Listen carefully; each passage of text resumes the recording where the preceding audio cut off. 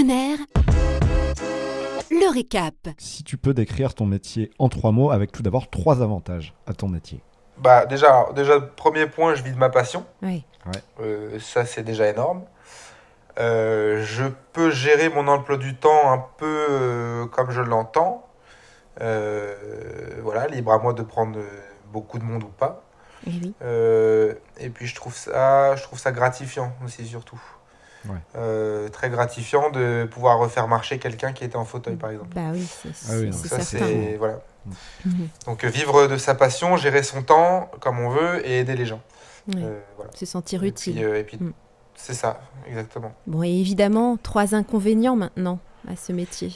3 inconvénients, des fois, alors parfois plutôt, j'ai l'impression d'être routier. Ça, il faut le reconnaître, hein, quand on est coach sportif à domicile. Ah oui, la t'es route, souvent sur la route. c'est le quotidien, voilà, c'est à peu près 100 km par jour. Ah ouais. Les horaires, forcément. Forcément, parce que c'est très tôt le matin, très tard le soir, donc faut être très organisé. Puis l'administratif à un côté, parce que par-dessus tout ça, par-dessus toute la charge de travail, l'accompagnement, la création des séances, etc., il y a aussi toute la gestion, partie déclaration, la partie facturation, etc. Bah oui, bien sûr. à gérer. Bah, ce qui nous amène à la C'est les suite. 3 points noirs. Le salaire, alors comme tu es indépendant, on va peut-être plus parler à l'année. Tu arrives à te faire combien à peu près à l'année, si tu peux donner une fourchette? Alors ça dépend vraiment. Si je parle pour moi, alors c'est constant, hein, puisque chaque année on prend de plus en plus de personnes. Bon, après forcément on peut pas prendre plus que plus, hein. Mais pour un coach sportif, après ça dépend du nombre de personnes qu'on encadre. Forcément le prix de la séance n'est pas pareil pour une personne, pour 2 ou pour 3. Oui. Donc ça varie d'une année à l'autre là-dessus. On peut aller entre 70 et 80 000 euros, je pense, Ouais, c'est bien. sur l'année. On n'est pas Alors mal. je parle que du coaching à domicile, forcément. Oui. D'accord, oui. En Ouais. plus, Après, il y a il y a l'activité de le- formateur. et Oui, tout. bien sûr. Ouais, il y a la formation certes, mais il y a le coaching à distance. Oui. Le coaching à distance, ça du coup, ça peut décupler vraiment ce chiffre parce que là, c'est nos limites, hein, du coup. Ouais. Bah justement, est-ce qu'il y a une évolution possible à ce métier? Par exemple, imaginez des séances vidéo, comme on en voit. Il y a pas mal de coachs qui se sont mis à faire des vidéos sur YouTube, de cours, hein, cette fois-ci. Ouais, c'est ça. Alors moi, je pense que c'est pas la meilleure chose. Alors, je fais du YouTube, mais sous un autre concept. En montrant plutôt mon lifestyle, mon quotidien, mes entraînements, pour Ouais. me motiver, pour essayer de booster les gens.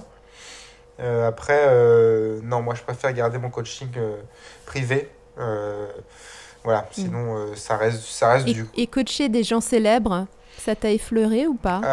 Alors, Monter sur ça Paris, ça m'est arrivé. Ah, Ça d'accord. m'est arrivé. Le croustillant, il est là, Damien. On veut des noms. Ça m'est... Je sais pas si l'intéressé sera d'accord. On s'en fout, on lui demande pas. Alors j'ai un très très bon ami qui est DJ qui vient de Rouen. Voilà, c'est tout ce que je peux vous dire là-dessus. D'accord. Qui est très très connu et qui fera parler de lui encore plus prochainement. Voilà, donc ça c'est une chose.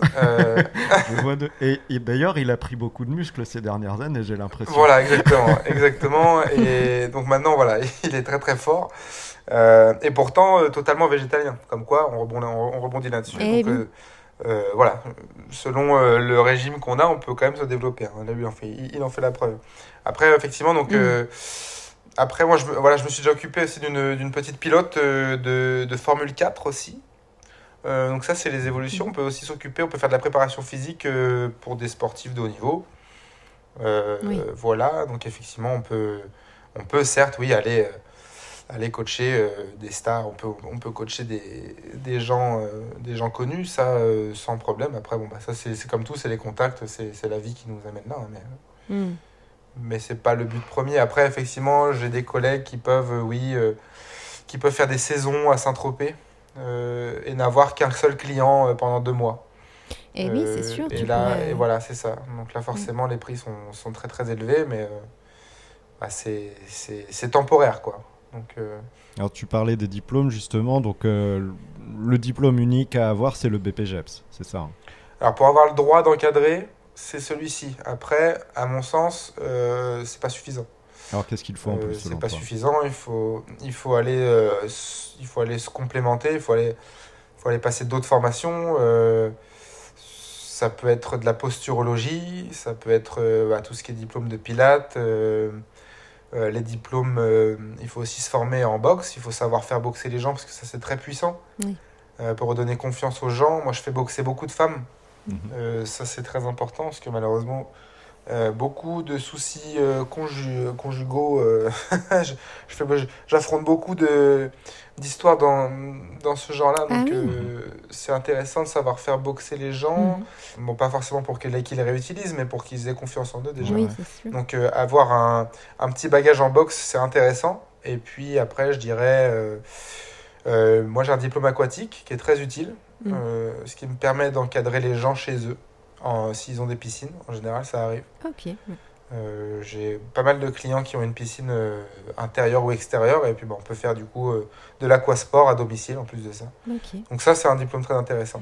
Après, tout est faisable, hein, tous Oui. les diplômes TRX, tout ce qui touche au tout en périphérie pour rajouter à la carte pro est intéressant. Ok. Quoi. Et donc, justement, le profil idéal, selon toi, pour faire ce métier, est-ce qu'il faut avoir la tchatch? Alors oui, je pense qu'il faut... Ouais, il faut... Alors, je dis toujours, il faut avoir confiance en soi. Ouais.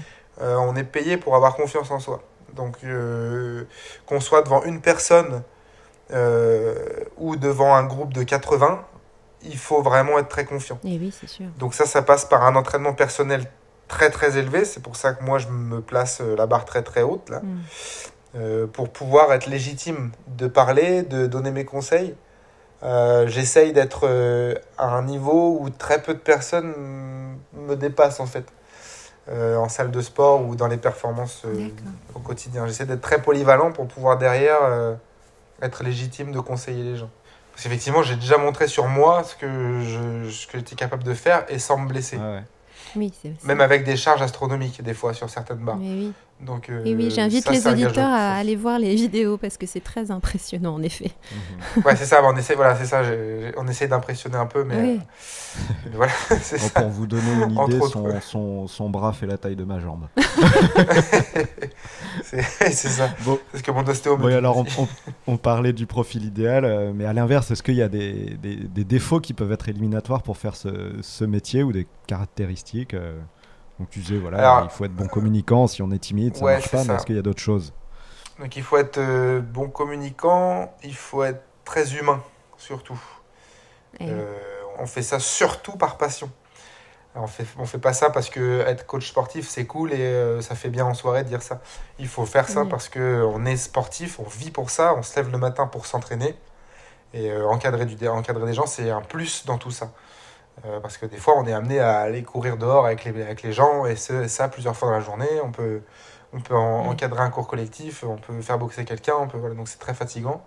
Donc il faut être très très solide physiquement, mentalement, pour aussi pouvoir soutenir les gens, parce que par le sport, on peut soutenir des gens qui traversent des passes un peu compliquées. Donc il faut être ponctuel aussi, ça c'est important.